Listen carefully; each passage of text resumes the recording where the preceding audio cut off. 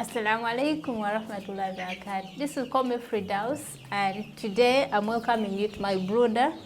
By the way, we are doing very fine. We are about to leave the brother, as you can see.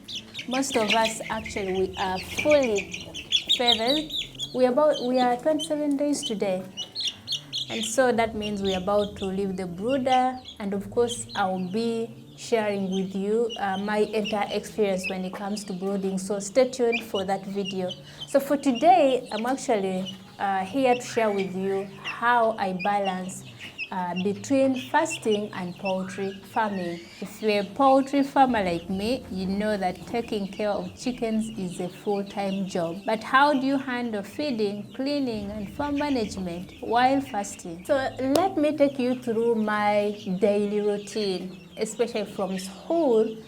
For those of you who are not familiar with what Suhoor is that meal we eat early in the morning. I can't say in the night, but early in the morning. So that's what we call Suhoor. And then Iftar is that meal that we have when we are breaking the fast. So I'm just going to walk you through my entire daily routine vis-a-vis poultry farming. How do I balance and how I make it all work without feeling completely drained. So firstly, I wake up very early in the morning. That is around 3 a.m. Why do I wake up at this time? Because I need enough time for preparing anything that I must prepare, especially if I'm going to have that morning meal. I must wake up beforehand. First of all, I do some worshiping. You know, those of you who are so spiritual, you know the importance of 3 a.m. The brain is fresh. This is when you've gotten the answers to all the questions you had before going to bed. Actually, people say that a person who is used to waking up at 3, they always have a transformational life. So I wake up early so that I can have an hour to my God or to my Creator. And then after praying, of course, I start preparing my Suhoor. I usually have something light, not something so heavy that might bloat my stomach. I usually have something light, but something which is filling. And most importantly, I make sure I have lots of water because I know I must stay hydrated the entire day. And of course, with this sun, by the way, guys, I mentioned I'm in a brooder, but I've been disturbed by a bit of heat. My chicks have been facing a bit of heat stress, but of course I've managed it. I'm managing it, or I managed to manage it by prioritizing water over feeds. I'm making sure every other hour I'm here to check if the water is still fresh.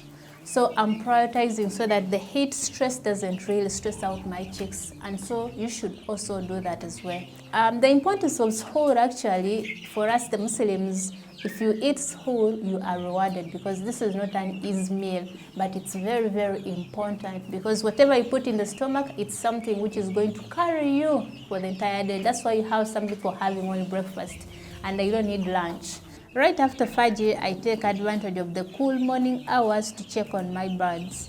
Since my chicks are almost a month old, they are pretty active, so I make sure they have enough feed and water, check if any needs special attention, ensure the temperature inside is just right. Remember, we are doing this deliberately. We are making sure whichever feed we are putting in the feeders must be finished, and then we replace it, because if we don't replace it, it means the chicks will not eat it because of the bad that smell that comes up if the food overstays in the feeders. So I make sure they have the feeds, they have the water.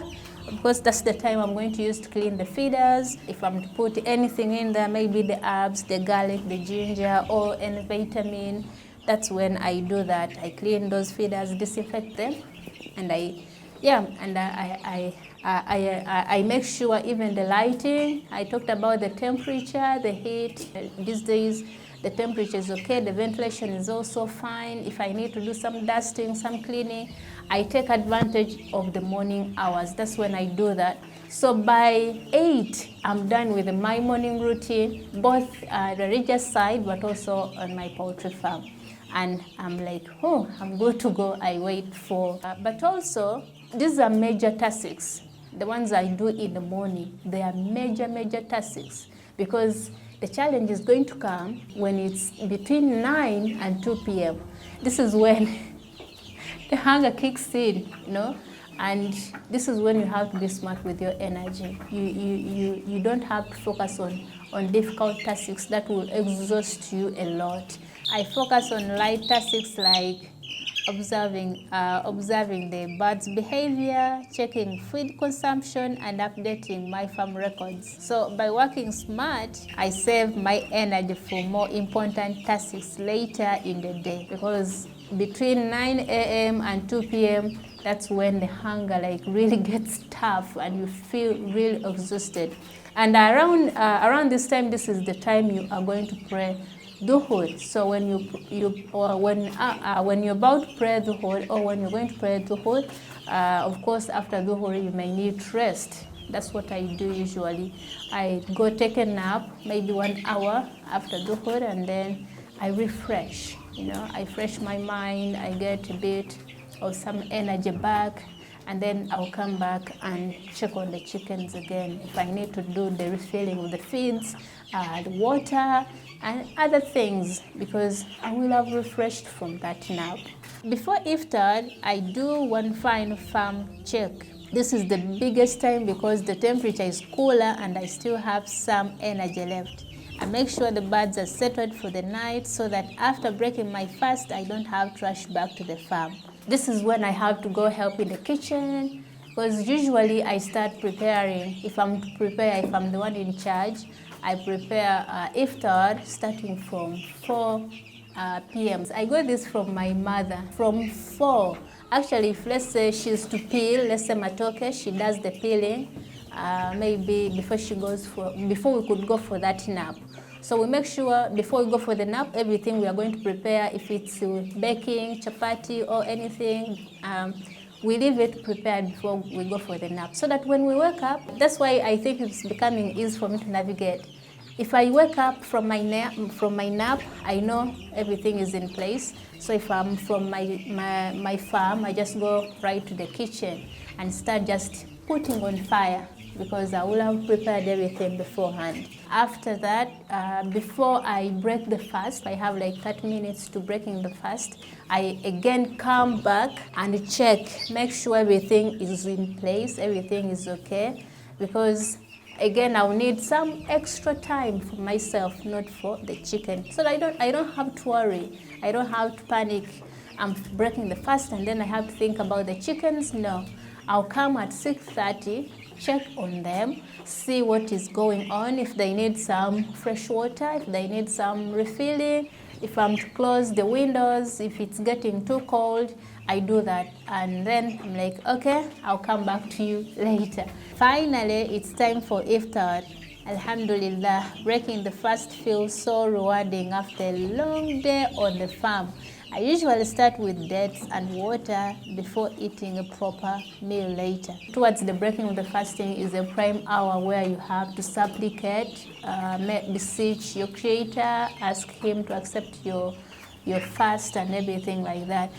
So I make use of that hour. I don't really let it go to waste. After Iftar and Tarawih prayers, I do one last check to make sure everything is in order.